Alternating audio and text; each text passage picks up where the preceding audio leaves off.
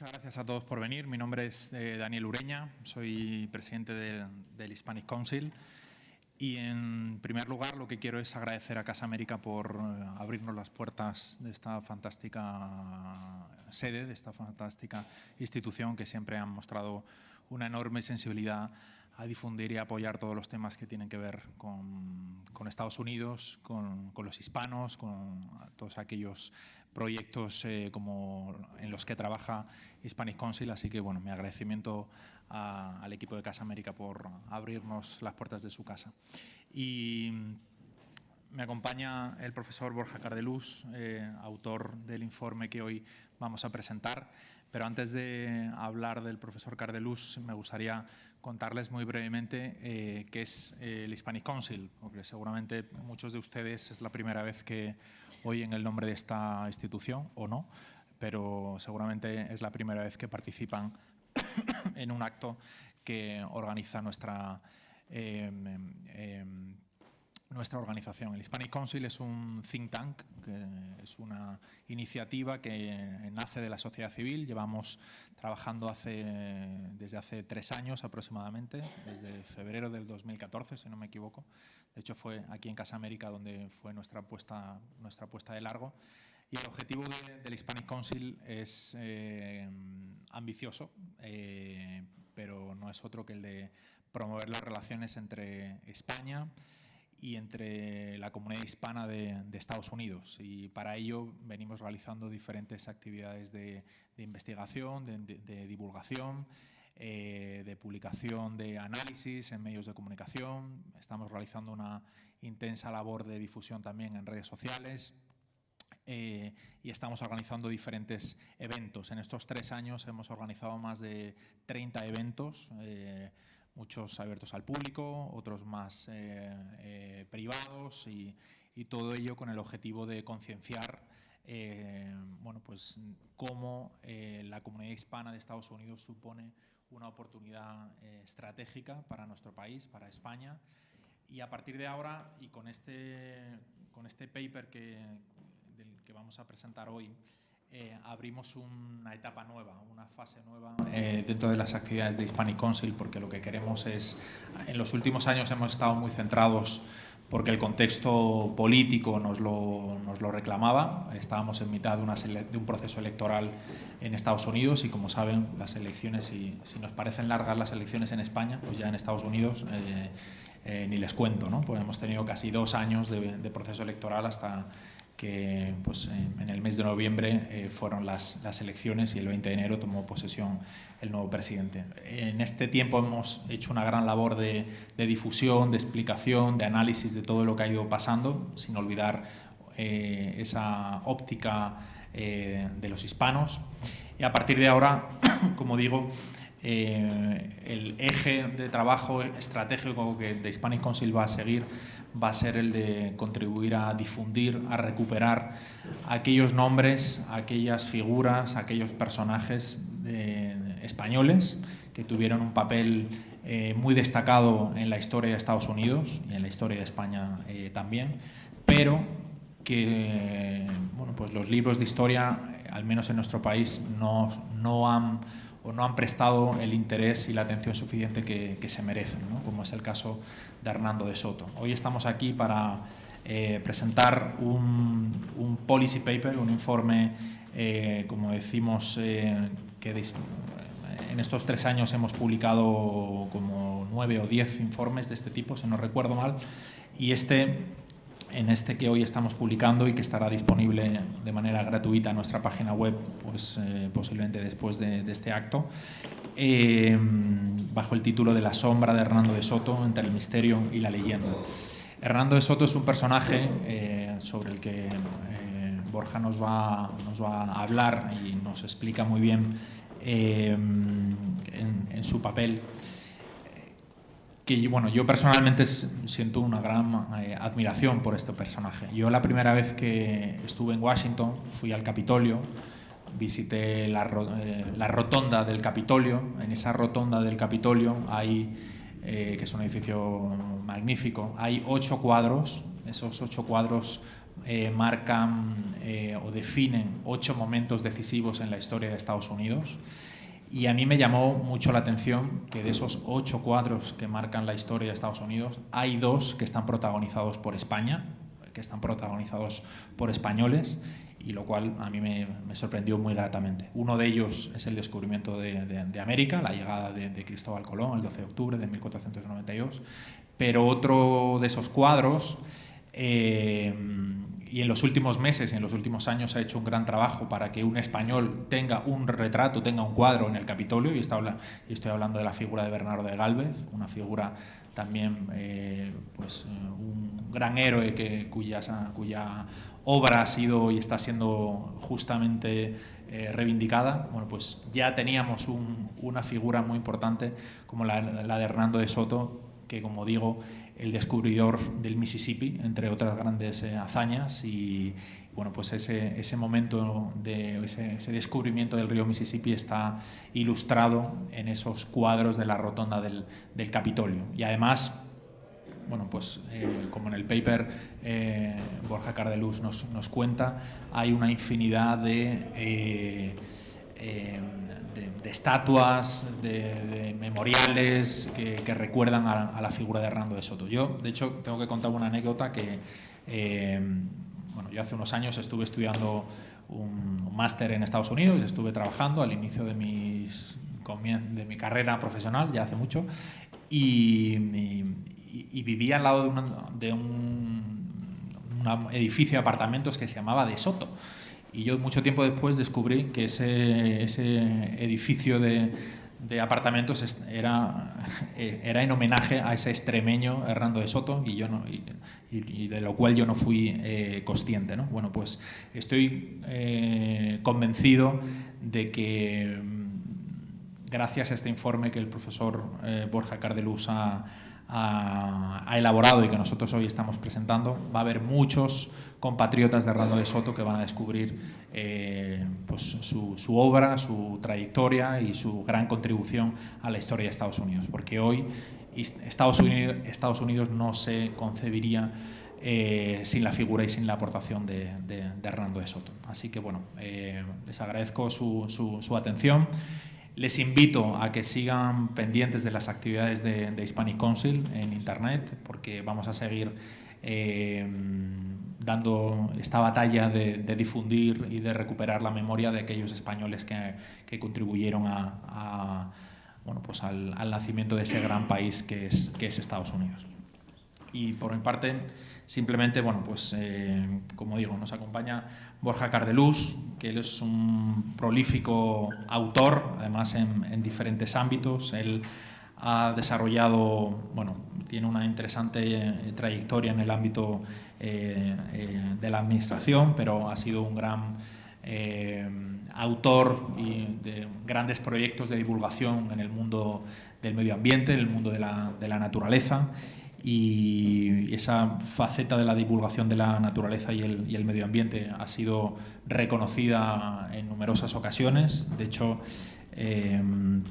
no sé si recuerdan un programa que estaba protagonizado en ese momento por un señor que era el príncipe de Asturias, que visitaba muchas zonas de nuestra geografía.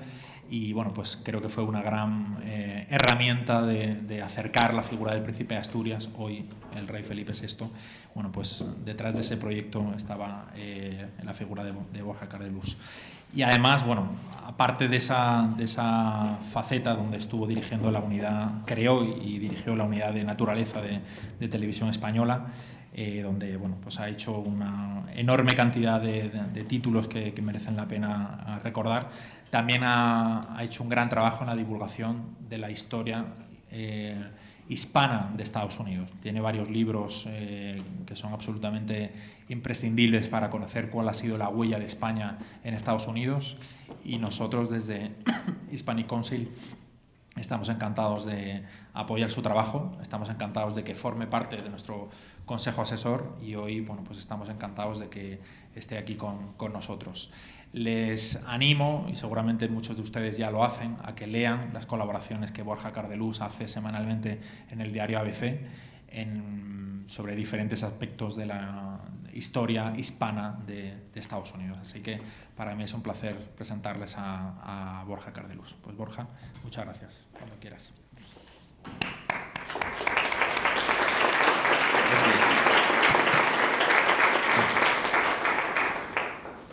Bueno, muchas gracias a todos ustedes por estar aquí en esta tarde calurosa, que eso ya tiene mucho mérito. El segundo mérito es escucharme a mí, es más meritorio todavía. Y muchas gracias a Daniel por estas palabras, a la Casa de América por su acogida hospitalaria y por darme la oportunidad también de hablar de un personaje también fascinante para mí como es Hernando de Soto, ¿no?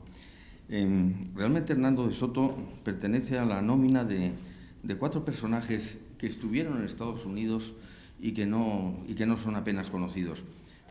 Se sabe muy poco de la historia de España en Estados Unidos, pero se asombrarían si supieran que España detentó la soberanía sobre 3/4 partes del territorio actual de los Estados Unidos y detentó esa soberanía durante 300 años. Solamente le quedó un pequeño hueco, pero posteriormente a la soberanía inicial, que fue la que ocuparon los ingleses en el este.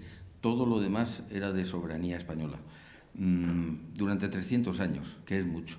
Esto significa que hay mucho que contar, que hay mucho que registrar y que recordar ahí. Pero los pioneros, los primeros que estuvieron, pasaron por el territorio como sombras fugaces. Por eso he querido llamar a este estudio La sombra de Hernando de Soto entre el misterio y la leyenda. Son 4 personajes en verdad fascinantes porque pasaron, estuvieron, pero no poblaron, no consiguieron nada, no fundaron misiones, no levantaron ciudades ni pueblos, simplemente pasaron. Y por eso son misteriosos. Estos personajes son Ponce de León, que fue el primero europeo en pisar el suelo de los Estados Unidos. Fue Álvar Núñez Cabeza de Vaca, que recorrió todo el territorio de Estados Unidos a pie, en los años 1515, 1520, desde la Florida, donde estuvo varios años como esclavo, hasta el territorio de México, hasta el oeste prácticamente de los Estados Unidos. El otro fue Vázquez de Coronado, Francisco Vázquez de Coronado, que exploró profusamente el este de los Estados Unidos, y el cuarto personaje es Hernando de Soto, que exploró profundamente el territorio del este de los Estados Unidos. Estos 4 personajes son, como digo, misteriosos, legendarios, porque no consiguieron afincar, fueron los siguientes, pero ellos prepararon el terreno, ellos exploraron, ellos fueron los que pisaron y vieron por primera vez las costumbres de los indígenas, de los nativos, los primeros que entraron en contacto con ellos. Y de todos ellos, yo quería destacar un aspecto.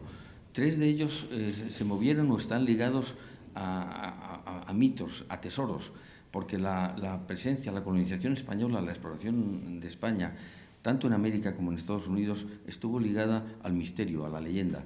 Por ejemplo, Ponce de León, su nombre está ligado al descubrimiento de la fuente de la eterna juventud. Está ligado absolutamente. No se sabe si la buscó o no la buscó, pero es uno de los grandes mitos americanos. Vázquez de Coronado está ligado a la exploración de la Gran Quivira, otro de los grandes mitos que se suponía que estaba. Y en cuanto a Cabeza de Vaca, su nombre se relaciona con las 7 ciudades de Cibo, las 7 ciudades de oro que habían descubierto 7 obispos portugueses al huir de la invasión árabe de la península ibérica. Es curioso que los motivos de los españoles de entonces estuvieran ligados a la búsqueda del misterio, a la búsqueda del tesoro, a la búsqueda del mito. Muy distinta la motivación que llevó a los colonos, a los pioneros ingleses al Nuevo Mundo.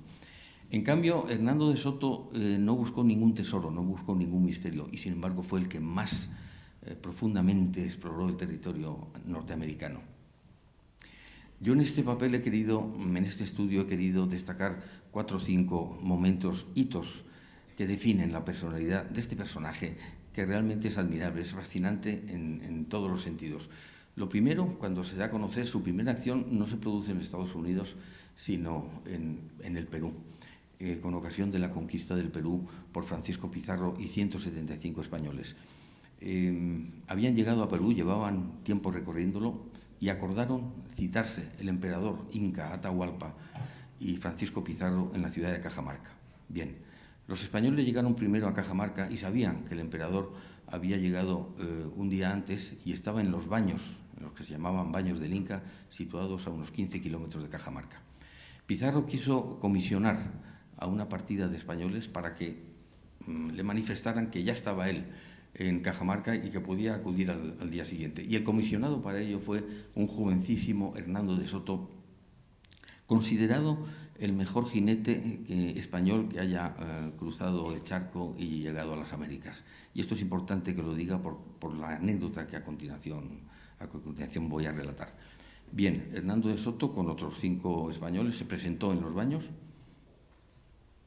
salió de los baños, un balneario del Inca, un personaje de la corte inca, y dijo que no podía atenderlos. Hernando de Soto dijo que si no salía el Inca, entraba él con los caballos al balneario, ante lo cual palideció aquel hombre, que se llamaba Apo, por cierto, y a continuación salió y dijo que el emperador Atahualpa, emperador de la práctica totalidad de Sudamérica, porque el imperio inca ocupaba todo Sudamérica, desde Colombia hasta la Argentina.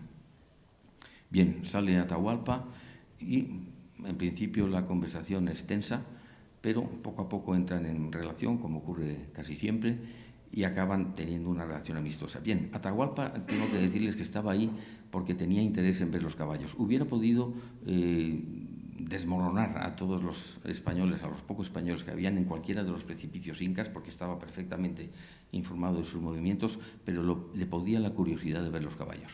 Bien, en el curso de la conversación, Hernando de Soto, que llevaba las riendas por parte española, vio el interés de Atahualpa, cómo miraba a los caballos, y quiso hacer una demostración. Quiso hacer una demostración de destreza ecuestre. Y quiero ponerles en situación, porque es importante. Consideren que Atahualpa estaba rodeado de su séquito, unas 30 o 40 personas, y que alrededor había 60.000 guerreros incas perfectamente adiestrados para la guerra. Bien, Hernando de Soto se retiró unos pocos metros, empezó a corcovear y a hacer cabriolas y corbetas con el caballo, para fascinación de Atahualpa, pero se enardeció por el momento y entonces se retiró 50 metros y no se le ocurre otra cosa que picar el caballo a todo galope hacia donde estaba el emperador, el Inca Atahualpa. A todo galope, a todo lo que daba el caballo. Hasta el punto de que frenó, y en la frenada quedó tan cerca el rostro del caballo que sus espumarajos mancharon a Atahualpa, los vestidos de Atahualpa. Bien, Atahualpa no se movió, permaneció impávido, pero todos los demás se retiraron. Esa misma noche Atahualpa ordenó ejecutar a todos los que habían mostrado debilidad, pero él mostró imperfectibilidad. Quiero decir que esto marca la personalidad de un señor como Hernando de Soto, el valor inmenso. Bien, luego se produjo la conquista del Perú. Al día siguiente, en 30 minutos cae el imperio inca, gracias a la habilidad y al valor de Pizarro y sus hombres, entre ellos Hernando de Soto. Y entonces Hernando de Soto regresa absolutamente rico a su tierra natal y se instala en Sevilla. Él era de Extremadura, pero se instala en Sevilla, casa con una noble, Isabel de Bobadilla, tiene 36 años y con una fortuna equivalente a 200 millones de euros aproximadamente. Tiene el porvenir asegurado, es de noble familia, era un segundón, de noble familia, casado con un aristócrata, no, lo tenía todo. ¿Y qué es lo que hace Hernando de Soto? Invierte todo, empeña toda su fortuna en una nueva expedición. Se hace con el título de adelantado de la Florida y consigue del rey el título de adelantado y la licencia para ocupar la tierra de Bimini, la tierra de Florida, que era una tierra desconocida, que solamente había sido visitada por Ponce de León, pero no se sabía nada de ello. La Florida ocupaba aproximadamente la mitad de los Estados Unidos actuales. Lo empeña todo, deja familia, deja a la mujer y empeña toda su fortuna en montar esa expedición. Y durante los siguientes 2 o 3 años explora el territorio de los Estados Unidos, el este de los Estados Unidos, donde descubre que no hay oro, que no hay plata, pero sin embargo sigue con una expedición nutrida de 600 hombres y tiene unos cuantos hitos más que relato, pero que no puedo pormenorizar mucho porque si no nos vamos a extender demasiado, pero que dan idea de la personalidad de Hernando de Soto. Uno de ellos es cuando entra en relación con una princesa local, Cofitzatequi, que domina un imperio, un pequeño imperio dentro de la gran extensión de los Estados Unidos, con numerosas perlas de río, se enamora de Hernando de Soto, le ofrece quedarse ahí, y para Hernando de Soto hubiera sido muy cómodo y muy favorable instalarse allí y desde allí instalar y convocar la colonización, la llegada de nuevos colonos y de misioneros religiosos, franciscanos o jesuitas, para que evangelizaran la tierra. Sin embargo, Hernando de Soto renuncia a ello por fidelidad a su esposa. No quiere comprometerse con una nueva aventura amorosa y quiere seguir explorando, porque lo que quiere es explorar para determinar los mejores lugares donde fundar poblados y misiones para que vinieran luego los españoles. De modo que rechaza amablemente, pero rechaza a la princesa y continúa la exploración. Otro hito importantísimo se produce cuando tiene lugar la batalla más feroz, después de la Noche Triste famosísima de Hernán Cortés en México. Tiene lugar la batalla de Maubila, una emboscada terrible donde los españoles son conducidos a un poblado regentado por un indígena. Los indígenas de Florida se manifestaron siempre no solamente hostiles y agresivos contra los españoles, sino enormemente falsos, arteros, traidores. Les conducían emboscadas a pantanos, les conducían a lugares inhóspitos y luego se escapaban. Hernando de Soto, que era un alma generosa y humanitaria, no quería tomar revancha, no quería tomar venganzas ni represalias, pero a veces relataba, llegó a escribir al Consejo de Indias y dijo: ya me gustaría ver a esos señores del Consejo de Indias que están en sus despachos de Sevilla, cómo hay que tratar a los indios si estuvieran aquí. Bien, el caso es que tiene lugar esa emboscada en el poblado de Maubila y tiene lugar una terrible batalla que dura 9 horas, nada menos que 9 horas, porque cuando están dentro de la empalizada, los españoles salen de sus casas miles de guerreros indios que atacan a los españoles de todas partes, y el propio Hernández de Soto tiene que combatir de pie sobre el caballo durante 6 horas por tener herida una nalga y no poder sentarse. Duró 9 horas la batalla. Al final vencieron los españoles, pero no sin grandes bajas, sin muchas víctimas, y tuvieron que curar con el unto de los indios muertos y de los españoles muertos, porque no había medicinas ni tenían otras prevenciones que aquellas, ¿no? La moral de los españoles llevaban ya un año, más de un año, recorriendo estérilmente aquel territorio, porque si bien Hernando de Soto no quería personalmente buscar oro, su soldadesca sí. Su soldadesca ansiaban sitios donde hubiera plata, donde hubiera oro, donde pudieran establecerse de una manera distinta a la que habían dejado en su mísera Castilla, porque Castilla entonces era tierra miserable, siempre fue miserable, y por eso hubo tantos colonos, tantos pobladores que quisieron ir a las Indias, ¿no? El caso es que no había indias y no había oro ni plata, no había minerales. El lugar era inhóspito, eran unos bosques muy fragosos, eran ríos caudalosos, eran pantanos llenos de mosquitos, caimanes, insectos que no veías, vampiros que descendían de repente como ocurrió muchas veces, sobre un hombre, le comían la nariz y le provocaban una infección que moría a las 24 horas. Eso ocurrió varias veces, ¿no? Era un lugar inhóspito y los españoles querían irse, querían acabar ya con aquella aventura, pero Hernando de Soto persistía. Y no digamos después de aquella batalla de Maubila, donde no quedó nadie sano, nadie, absolutamente. Hubo muchos muertos, pero todos los demás quedaron heridos y suplicaron a de Soto que acabara con aquella aventura. Pues bien, no solamente no acabó, sino que además en ese momento le informan de que han llegado a la costa, que estaba cercana, un barco para recogerlos y llevarlos a Cuba, de ahí a España. Y en ese barco iba su propia esposa, a la que no veía hace 1 año y medio, Isabel de Bobadilla. Sin embargo, Hernando de Soto pide a sus lugartenientes que oculten esa noticia de la arribada de un barco y decide proseguir la exploración. Es un gesto admirable que define, desde luego, a todo un talante, a todo un personaje. Sigue explorando y a continuación se encuentra con el río Mississippi, el Meshacebé de los nativos, un río importantísimo, que divide en dos a los Estados Unidos, el río más largo del planeta, no el más caudaloso, río que había avistado ya en su desembocadura Álvarez de Pineda, otro gran explorador, pero en su desembocadura el tronco, el grueso del río lo descubrió Hernando de Soto, por eso figura, como ha dicho perfectamente Daniel Ureña, en el Capitolio de Washington en un precioso cuadro, y allí decide que es un buen sitio para asentar la colonización española. Pero todavía quiere más. Pasa al otro lado del río. Para los indios nunca habían conseguido cruzar aquel río enorme.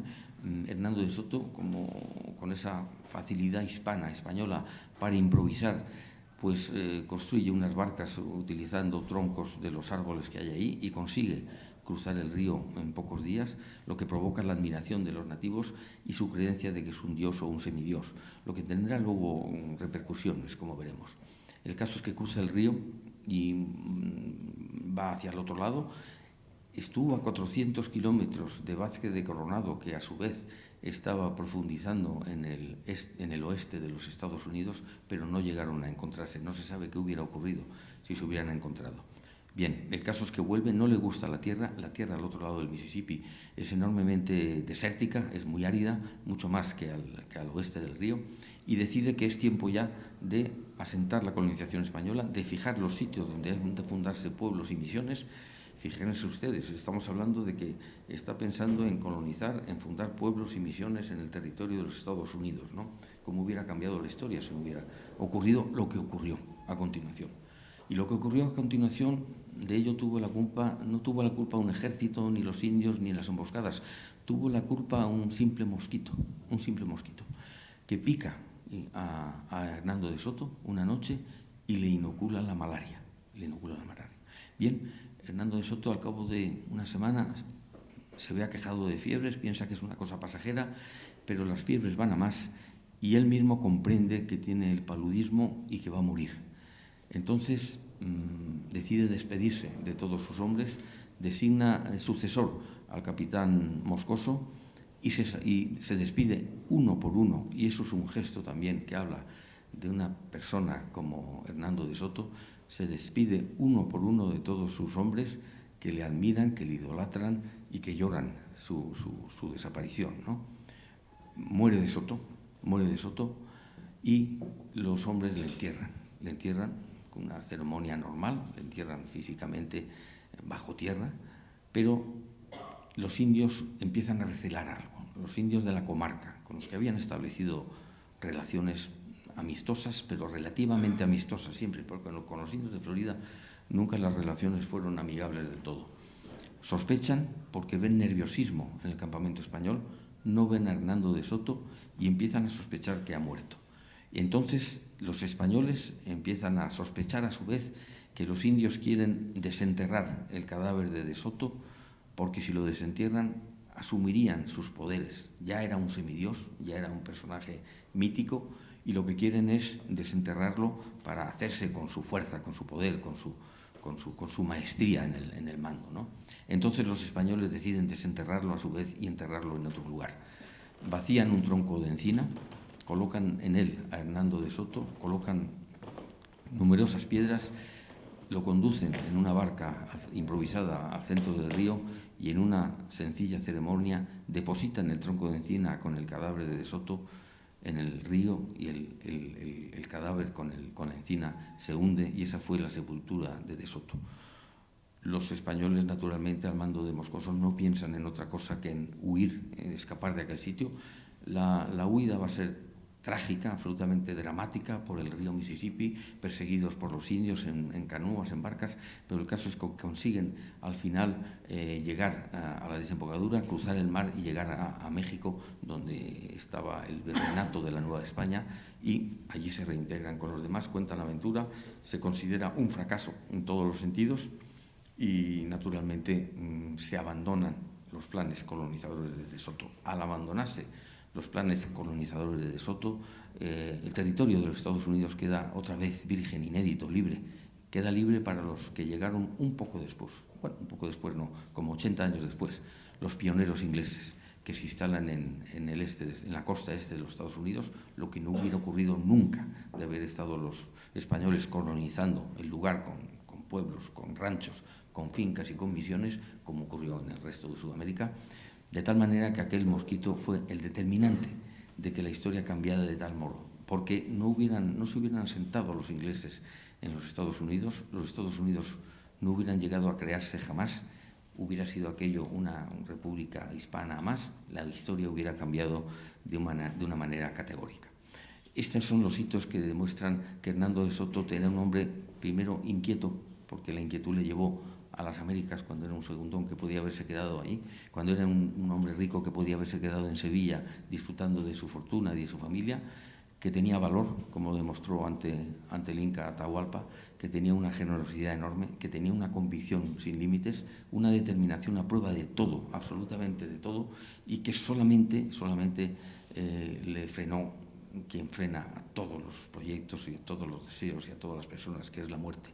Por eso de Soto hoy es una persona que suscita admiración en Estados Unidos. Es uno de los grandes exploradores de los Estados Unidos, porque los Estados Unidos no tienen exploradores. Es decir, la historia norteamericana tiene los colonos que se asentaron como granjeros modestos con sus familias, que hicieron poco a poco el gran país que son hoy los Estados Unidos, es evidente, pero los personajes, el mito, el misterio, la leyenda, eso pertenece a la exploración española. Y por eso hay tantos hitos en los Estados Unidos que recuerdan a Hernando de Soto. Hay plazas, hay monumentos, hay calles, hay parques, hay, como ha dicho Daniel, edificios. Hubo un coche que se llamó el de Soto y no era un simple modelo, no, era una marca, una marca de la Chrysler que tuvo muchísimo éxito y que llegó a vender más que la casa madre, que la casa Chrysler, ¿no?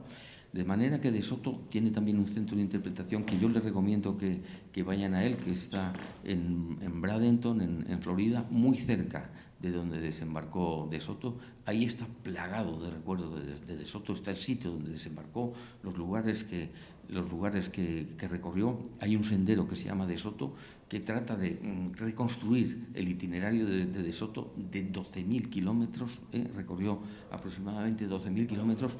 Los historiadores pugnan por saber cuál fue el itinerario preciso.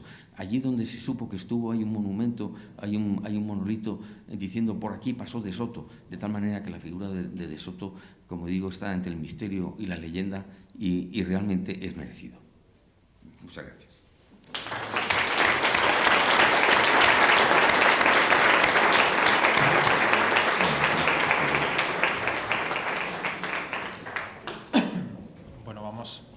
Tenemos tiempo para abrir un turno de preguntas, pero me van a permitir que empiece yo. Antes, al principio de mi intervención, no he explicado por qué estamos hablando ahora de Hernando de Soto. Y es que este fin de semana se han cumplido 475 años de su fallecimiento y por eso nos parecía una excusa muy buena para reivindicar su figura y su memoria. Yo quería preguntarle a Borja, aunque hablas de ello en el informe, sobre la Hernando de Soto Historical Society, ¿no? Que nos cuentes un poco más, porque me parece muy curioso, ¿no? Pues cómo en esta... quiero que lo cuentes tú, cómo hay un grupo de personas, como una iniciativa... como son la inmensa mayoría de las iniciativas que hay en Estados Unidos, ¿no? De gente normal, de gente de la sociedad civil que se organiza para, en este caso, reivindicar pues, las raíces y la historia de su tierra, ¿no? Bien, antes de eso sí voy a decir por qué se constituye esta asociación con una pequeña anécdota. Si van a Estados Unidos, yo les recomiendo que vayan al último pueblo de México y al primero de Estados Unidos. Por ejemplo, se me ocurre, no sé cuál, el último, cualquier pueblo de ¿Cómo? Bueno, puede ser uno. Cualquier pueblo último de México y primero de Estados Unidos. Bien, cualquier pueblo último de México está, como todos los pueblos hispanos, atiborrado de gente en la calle, pero atiborrado. Es decir, es una cosa extraordinaria, nada que ver incluso con esto, muchísimo más. Todo el mundo está en la calle y no digamos ya a la hora del atardecer, cuando todo el mundo sale a la calle y la Plaza Mayor se llena de gente, está todo el mundo hablando, todo el mundo comunicándose, porque es característica del ser hispano la comunicación, ¿no? Luego pasa uno al primer pueblo de Estados Unidos, por ejemplo, el Paso, ¿no? El Paso es el primer pueblo del Texas de Estados Unidos, y entonces pasa uno la frontera y no ve a nadie. No ve a nadie, absolutamente a nadie, pero nadie es nadie, es decir, que no se puede ni un peatón para preguntarle por dónde se va un camino. Sin embargo, está todo lleno de coches que van y vienen, ¿no? Bien, la diferencia, aparte de esa, es más profunda. La diferencia es que en el pueblo hispano, las gentes que están comunicándose todo el rato, se van a su casa y ahí se fue todos, ahí acabó toda la comunicación y todo lo demás. En cambio, en el primer pueblo, en los pueblos de Estados Unidos, donde no se comunican, la gente está acudiendo a centros, a casas, para organizar cosas. Es lo que se llama la sociedad civil. Y la sociedad civil es la Historical Society de Hernando de Soto, de la que ha acabado de hablar Daniel Uraña. Bien, en Estados Unidos son muy proclives a hacer sociedades, a reunirse para hacer cosas concretas. Y una cosa concreta es esta que hace la Historical Society sobre Hernando de Soto. Es permanente, tiene una serie de, no sé si son 250 o 300 miembros permanentes que pagarán sus cuotas, me imagino, y organizan todos los años actividades relacionadas con Hernando de Soto, y sobre todo en el mes de abril, que es cuando se produjo el desembarco. Hay un simulacro de desembarco de Hernando de Soto en las playas de Bradenton, en Florida, organizada por esta sociedad. Hay también, dan becas, por ejemplo, un becado de Barcarrota, que es uno de los dos sitios donde se supone que pudo nacer Hernando de Soto, el otro es de Jerez de los Caballeros, yo me inclino más por Jerez de los Caballeros, pero un becado de Barcarrota es estimulado, es becado, digamos, una persona de Barcarrota para que realice estudios. Esta sociedad realiza otras muchas acciones relacionadas con De Soto, como un campeonato de golf, como un campeonato de pesca, campeonatos de todas clases, juegos, acuden a hospitales, se visten ellos con los atavíos de los conquistadores españoles, de tal manera que mantienen viva la llama de Hernando de Soto. Y es un espectáculo acudir a Bradenton en el mes de abril, porque digamos que toda la atmósfera está impregnada del recuerdo de Hernando de Soto y se le hace revivir, de alguna manera 400 años después. Por eso es una sociedad muy activa, y ya quisiéramos nosotros en España guardar la memoria de las cosas con estas sociedades civiles, con esta admirable sociedad civil norteamericana, y que no se nos fuera las cosas en hablar, protestar, quejarse, y ahí se fue todo, ¿no? Bien. Tenemos por aquí un señor que nos ha pedido la palabra y luego tenemos por ahí. Les voy a pedir concisión en las intervenciones para que puedan participar el mayor número posible de personas. Vale, muchas muy gracias. Bien. Muchas gracias. ¿Se oye bien? Sí, perfectamente. Bueno, mi nombre es Feliciano Correa, soy cronista oficial de Jerez de los Caballeros, académico correspondiente de la historia y académico numerario de la Real Academia de Extremadura.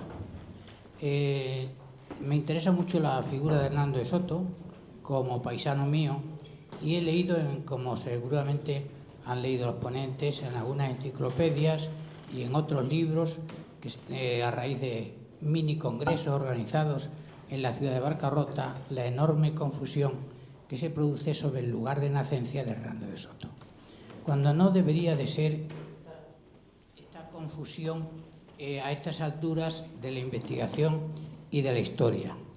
Si me permite la mesa, voy a citar 2 o 3 fuentes que podían servir a quien tenga interés por el tema.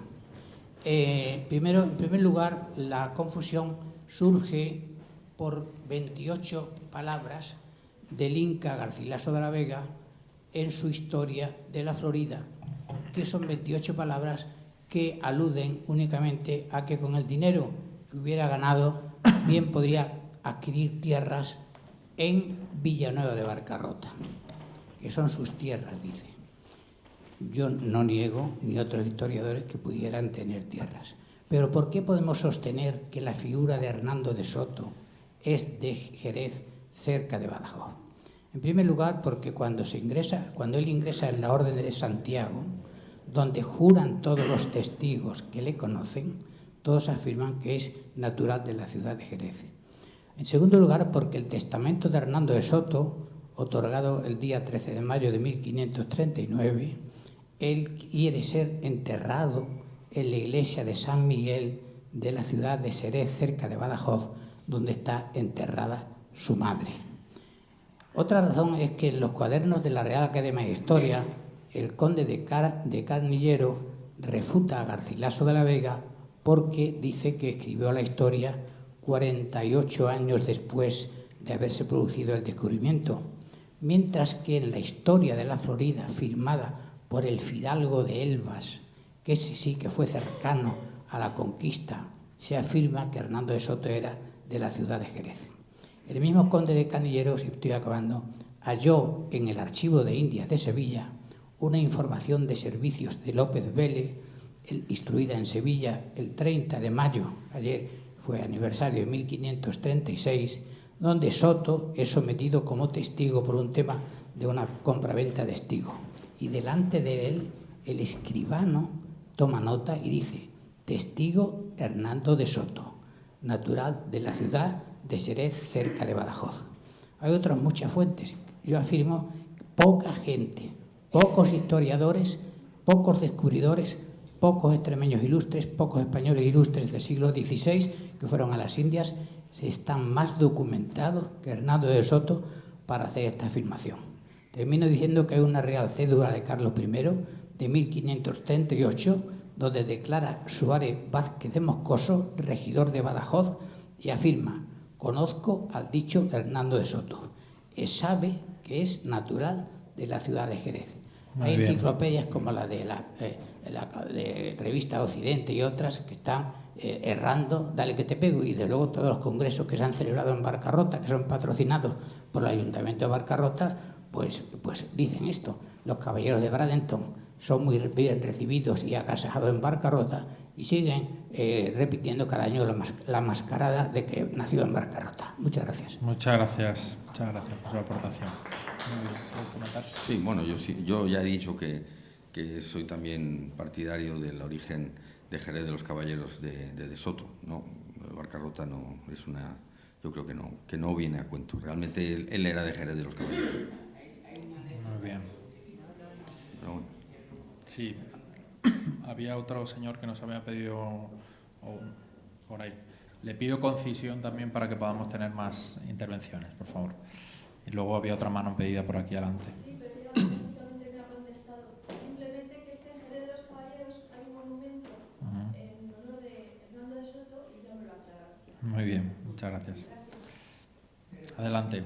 Sí, en primer lugar, Sí, adelante, por favor. felicitar al profesor por su conferencia, que ha sido sumamente ilustrativa. Realmente es poco conocido este héroe de la exploración de los Estados Unidos. La pregunta que quería hacerle es si hay dificultades para obtener fuentes de información, que me imagino que no deben ser abundantes. En la intervención de quien ha hablado antes se han citado algunas fuentes. Quería saber qué fuentes de información hay sobre toda esta extraordinaria hazaña. Y al presentador una pequeña matización. Hay 8 cuadros, pero uno es español, porque Cristóbal Colón, según todo lo que se sabe, era genovés. Bueno, lo que pasa es que no solo sale Cristóbal Colón en ese cuadro, van con las banderas de Castilla y tal, pero bueno, acepto el comentario. Otro día hablaremos sobre ese asunto. Muchas gracias. Bueno, documentación, claro que hay mucha, sobre todo la del Consejo, la del Archivo de Indias. El Archivo de Indias es una fuente de información absolutamente impresionante y profunda.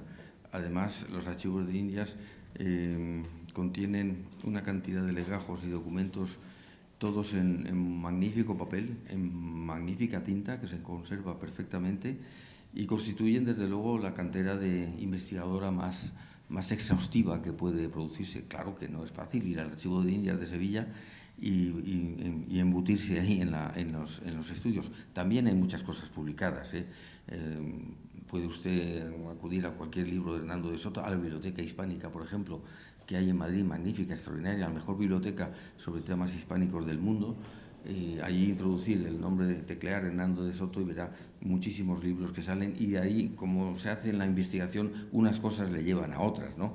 Y al final de todo se consigue acceder al Archivo de Indias, del cual se habrá explorado un 5 o un 10% nada más. Todo lo demás está inédito todavía, porque la España de entonces era tremendamente burocrática en el sentido de que documentaba absolutamente todo, ¿eh? Todo está documentado. Cualquier acto, cualquier relación, cualquier episodio se documentaba exhaustivamente y quedaba en el Archivo de Indias y se hacían incluso 2 copias, ¿no? De tal manera que yo le recomiendo acudir a la Biblioteca Hispánica primero y a partir de ahí, una vez que ya se haya documentado suficientemente, investigar ya en las fuentes originales, que son las buenas, que son las del Archivo de Indias, más difíciles, más tedioso todo, más complicado, pero accesible. Muy bien. ¿Tenemos alguna pregunta más? Tenemos una señora por ahí. Yo tenía curiosidad por saber qué pasó con Isabel de Bobadilla. Pues Isabel de Bobadilla recibió la noticia de la muerte del adelantado con mucha pena. Primero tuvo muchísima pena cuando acudió a la costa, porque ella se instaló en Cuba para tratar de acercarse más a su esposo, y de allí incluso se acercó aún más y llegó a la costa, que fue cuando coincidió tras la batalla de Maubila, pero regresó a Cuba y regresó a Sevilla, y años después, una vez que los exploradores, los restos más bien de unos restos absolutamente desaliñados, una desvencijada expedición maltrecha, unos pocos 60, 70 personas que llegaron vivas de la expedición inicial, cuando llegaron a México lo contaron todo y la noticia llegó con la lentitud habitual de las épocas de entonces, llegó a Isabel de Bobadilla y simplemente pues veló su memoria. Muy bien. Pues mire, no lo sé, este extremo no lo sé. Tenemos ahí otra pregunta. ¿Qué hizo que trascendiera la figura de Hernando de Soto hacia los americanos? Cuando ha habido, así, no fundó ciudades, es decir, ha habido otras grandes figuras que los americanos han ignorado totalmente. ¿Por qué a Fernando de Soto no solo no lo ignoraron, sino que lo pusieron en el sitio preferente? ¿Como a cuál figura se refiere que han ignorado? Bueno, hay dos. Fernando de Galvez, por ejemplo. No. En realidad no. En los Estados Unidos conservan la memoria fiel de casi todos los que estuvieron allí.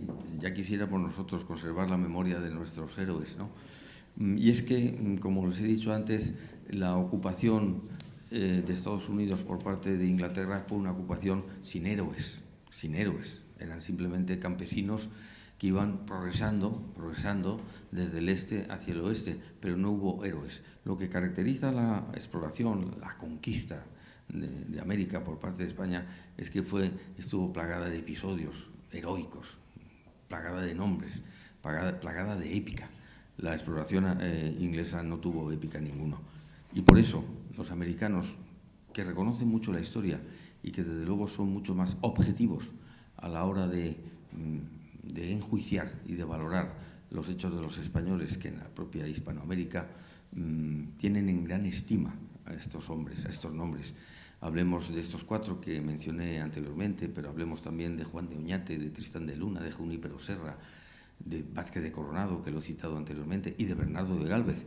Sin Bernardo de Gálvez no se hubiera producido la independencia de los Estados Unidos. Otra cosa es que no sean conocidos estos personajes a un nivel más popular, mucho más, mucho más extenso, mucho más público. Y eso se debe a que no ha habido cine sobre ellos, ni cine ni televisión, que es lo que otorga realmente popularidad profunda a los personajes. Los personajes son reconocidos, los españoles, todos ellos, figuran, como digo, en numerosos centros, estatuas, calles de todo tipo, pero falta un paso. Y eso estoy de acuerdo completamente con usted, que es el paso de la televisión y el cine. En el momento en que todo esto... Y es curioso que los 300 años de historia española en Estados Unidos hayan pasado inéditos para Hollywood, da mucho que pensar. Hollywood no se ha ocupado de la herencia española. Quizá hay razones para ello, razones profundas, razones logísticas, razones religiosas también. Pero el caso es que no han pasado estos personajes todavía al cine. Pasarán, sin duda. De hecho, hay algún proyecto ya en ese sentido, y en ese momento esos personajes darán un salto cualitativo y cuantitativo de cara a la percepción por parte del público estadounidense y española, porque cuando salga en Estados Unidos inmediatamente los españoles nos enteraremos, y entonces ese será el momento en que todos estos personajes pasarán a la primera figura, a primera línea del interés y de la admiración por parte de los americanos.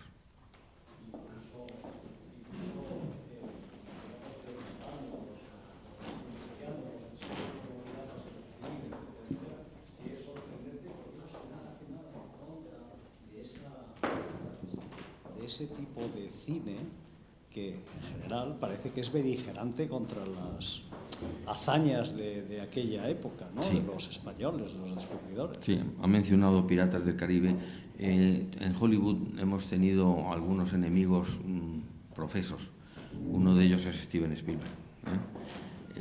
Realmente poner a los españoles como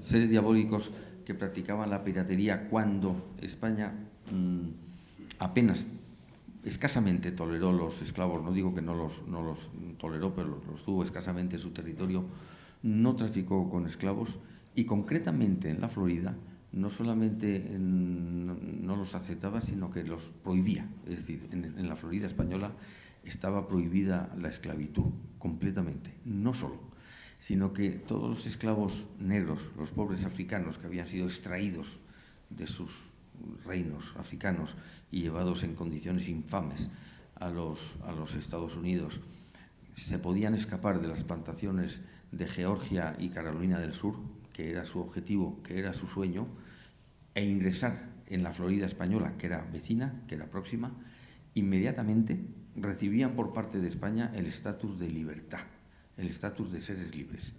Y como empezaron a evadirse con demasiada frecuencia para el gusto de los colonos norteamericanos, España no solamente les dio libertad, sino que les construyó un fuerte para ellos, que se llamó el Fuerte de Gracia Real de Nuestra Señora de Mosé, más abreviadamente el Fuerte Mosé, famosísimo, famosísimo. El sueño de todo esclavo de Georgia y Carolina era huir, que no era nada fácil, y ingresar en Florida y alojarse en el Fuerte Mosé. Y el Fuerte Mosé fue un faro de libertad para los esclavos negros africanos. Y hoy es un sitio considerado sagrado, entre comillas, porque está considerado por los Estados Unidos, que hacen justicia en muchas ocasiones a la historia, como el primer lugar, como el primer palenque donde habitaron negros africanos en libertad. Y eso fue gracias a España. Sin embargo, películas como Piratas del Caribe pintan a los españoles de esclavistas, cuando fue todo lo contrario. Los esclavistas fueron los ingleses, los holandeses, los traficantes fueron sobre todo los portugueses, pero España no fue esclavista porque lo impedía la religión católica. Comentas una cosa en el informe, Borja, muy interesante, y es como hay una cierta corriente cada vez más de autores que están cuestionando la leyenda negra, ¿no? Me gustaría que un poco desarrollaras esa idea que lo mencionas en el informe. Sí. Cada vez hay más autores que están haciendo revisión de la leyenda negra. Por ejemplo, en Holanda, la leyenda del Duque de Alba ha sido revisada recientemente por autores objetivos que han dicho que no mató a tanta gente como dijeron, ni muchísimo menos. La leyenda negra que se acusa a España de cruel y genocida se manifiesta de una manera clara. Yo siempre se lo digo a la gente en Estados Unidos, y no digo por hablar del resto de la América hispana. Estados Unidos está, como dije antes, dividida por el Mississippi en dos partes. A la derecha estuvieron los ingleses, a la izquierda estuvieron fundamentalmente los españoles. A la derecha no quedan indios, no queda ni un solo indio, Y sin embargo la izquierda, donde se desarrollaron las misiones españolas, está poblada de indios en situaciones prósperas, nada de en reservas, no, los indios tienen muchísimo dinero, además actualmente por los casinos. Más prueba que esa, es decir, las tribus indias, si han sobrevivido en los Estados Unidos, ha sido gracias a la labor de España. Pero claro, es necesario hacer algo más, no podemos solo quejarnos como hacen en los pueblos del norte de México, no, es que es necesario hacer algo más. Y en este sentido, me permito anunciar, pues estamos trabajando, y Daniel activamente también colabora, estamos intentando montar fundar, por así decirlo, la redundancia, una fundación que se llama Fundación Civilización Hispánica, que acceda, que impulse, que promueva la realización de series de televisión, de películas, de exposiciones, de redes sociales, de libros ilustrados, para dos objetivos: combatir la leyenda negra, y no significa irse al otro lado, sino simplemente mostrar la verdad, que España no fue genocida, que no fue cruel, que no extinguió a los indios, sino que los conservó. Combatir la leyenda negra mediante el cine y la televisión y estos medios sociales que son los que en boga están en el mundo y que son los que llegan a la gente. Y en segundo lugar, para difundir y hacer florecer y levantar algo que parece muy fácil de decir y de construir, que es toda una civilización. Pero es que España montó una civilización que se llama la civilización hispánica, que se compone de 600 millones de habitantes de ambos mundos, también de Filipinas, y todos ellos tienen una misma base común, una identidad de lengua, de raza, de religión, pero también de costumbres, de manera de ser, de filosofía, de manera de ver las cosas. El mundo hispánico es una cosa y el mundo anglosajón es otra. Y esas son las dos únicas culturas del mundo occidental, la anglosajona y la hispánica. De la anglosajona bien se han ocupado ingleses, americanos, y me parece muy bien, porque es su deber de difundirla y de levantarla a través del cine y de la televisión. De la hispánica no se ha ocupado nadie. Bueno, pues es llegada la hora y el momento de que alguien intente por lo menos promover este tipo de productos y de proyectos, movilizando no solamente a España, sino al resto del mundo hispánico, de Estados Unidos, de México, de Perú, etcétera. Muy bien. Tenemos dos... Sí, pero perdone un momentito, por favor. Tenemos dos peticiones, ese señor y luego aquí. Les voy a pedir que a las dos personas que han pedido el turno, cogemos las dos preguntas y las respondemos. O sea, que les pido concisión también a las dos personas. Sí, bueno, enhorabuena, profesor, y mil gracias por esos intentos de revertir una leyenda negra muy extendida. Yo vengo de Texas, Estados Unidos, soy español, claro, y un punto, siguiendo lo que estaba diciendo de la posibilidad de películas que abran un poco la realidad, a la realidad, una cultura o incultura norteamericana sobre la historia, habría que añadir, me parece, profesor, que allí hay unos consejos que cada 10 años se reúnen para decir las líneas fundamentales de historia que van a establecer. El de Texas es particularmente importante porque se copia luego en 10 estados. Y sería harto interesante porque, claro, ponen casi todo volcado a la cuestión anglo-americana, por supuesto. El intentar, a lo mejor, con esa fantástica idea de la Fundación Civilización Hispánica o diferentes instancias en España, intentar ayudarles a los señores que diseñan ese esquema de historia para los próximos 10 años, el meterles en todo lo que olvidan de una importantísima parte de su historia. Muchas gracias. Muchas gracias. Me parece muy interesante su propuesta, y si puede hacer usted de intermediario, sea bienvenido, porque ahí está la clave, efectivamente, en esos consejos está la clave de muchas cosas. Bueno, yo quiero agradecer profundamente esta conferencia y que haya aparecido un Spanish Council, porque creo que España lo más importante que ha hecho en su historia ha sido descubrir América, lanzarse a lo desconocido, civilizar aquello, explorarlo y traer cantidad de especies, de enriquecimiento general, de botánica, de todo. Y el montar allí pues ciudades todavía con la planta hipodámica, como de la cultura grecolatina y tal, todo lo que nosotros teníamos de bueno lo hemos llevado allí. Pero a mí me duele que en la escuela española, yo he sido profesora de instituto, casi no se estudia la proyección, bueno, el hecho del descubrimiento, de la colonización, de la independencia de los Estados americanos. Es como si eso no fuera con nosotros.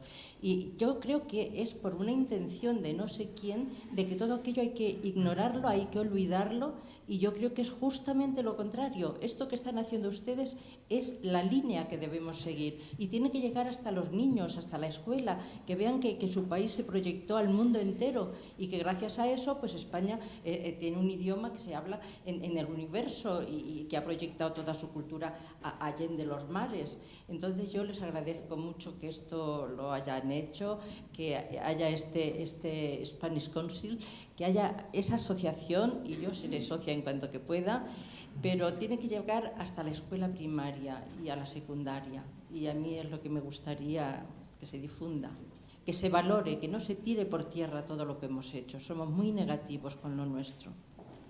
Sí, bien. Muchas gracias.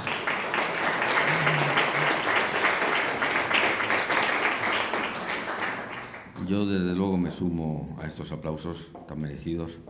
Tiene usted toda la razón, tiene toda la razón. España no solamente es olvidadiza, también es desagradecida. Por ejemplo, y no hablo solamente de España, cuando digo que el mundo hispánico tiene una raíz común, una identidad común, una igual manera de pensar, es por algo. ¿Sabe usted que Hernán Cortés no solamente conquistó México, pero conquistar México parece una cosa peyorativa, pero en realidad lo que hizo fue liberar a pueblos oprimidos, de la misma manera que hizo Pizarro. Hernán Cortés liberó a unos pueblos que estaban dominados por una tiranía, que era la azteca, verdadera tiranía que hacía sacrificios humanos. Prueba de ello es que pueblos como los tlaxcaltecas se le unieron en el avance y otros pueblos agradecieron mucho liberarse de esa. Luego Hernán Cortés, a partir de ahí, unificó México, extendió sus fronteras hasta Panamá por un lado y hasta Colorado por otra. Es decir, hizo un país muchísimo más grande que Europa, llevó el ganado, llevó muchísimas industrias, llevó agricultura, llevó colonos, fundó pueblos y fundó la moderna nación de México, como reconoce felizmente últimamente una buena parte de la población que se está trasladando ya a la cultura general. Construyó México. Hay un libro magnífico de Miralles llamado Hernán Cortés, constructor de México, que ha cambiado muchísimo la idea que hay sobre México. Pero lo que quería decir es que con toda esta labor de Hernán Cortés, humanitaria, culta, constructora de un país, en México no hay una sola estatua que recuerde a Hernán Cortés. Ese es el desagradecimiento español, de todos nosotros. Eso es lo que hay que corregir. Efectivamente, tiene usted toda la razón. Bueno, señores, muchas gracias a todos por su tiempo, por su interés y les animamos a que sigan nuestras actividades. Nosotros vamos a seguir trabajando en esta dirección y con este informe de Hernando de Soto lo que queríamos era reivindicar su figura, su espíritu, su aportación. Y ahora en Estados Unidos hay muchos que cuestionan a los hispanos, que cuestionan que hablen en español, que les molesta que hablen en español. Nosotros vamos a seguir trabajando para demostrar y recordar que los hispanos no son unos recién llegados a Estados Unidos. Y es que hoy no se puede entender Estados Unidos sin la aportación de los hispanos, ¿no? Y por tanto, bueno, pues nosotros vamos a seguir trabajando, poniendo nuestro granito de arena en esa dirección. Así que, señores y señoras, muchas gracias por su asistencia.